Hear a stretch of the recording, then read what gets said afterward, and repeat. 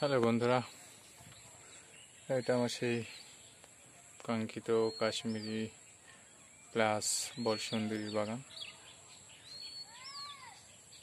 আপাতত কাশ্মীরি কুলটাই বেশি আছে, আর ওই সাইডে প্রায় 2 বিঘার মতো আছে ওখানে বলসুন্দরী। তো ভাবতেছি এই বছর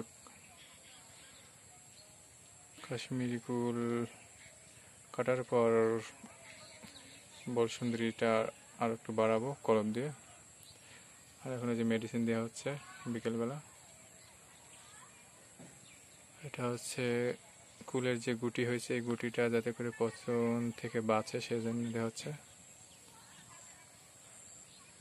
তা আপনারা যারা বাগান করছেন তাদের এই মুহূর্তে সেই পচন রোধক মেডিসিনগুলো দেওয়া উচিত।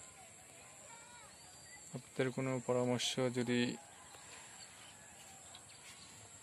জানার থাকে এই বিষয়ে তা বলতে পারেন।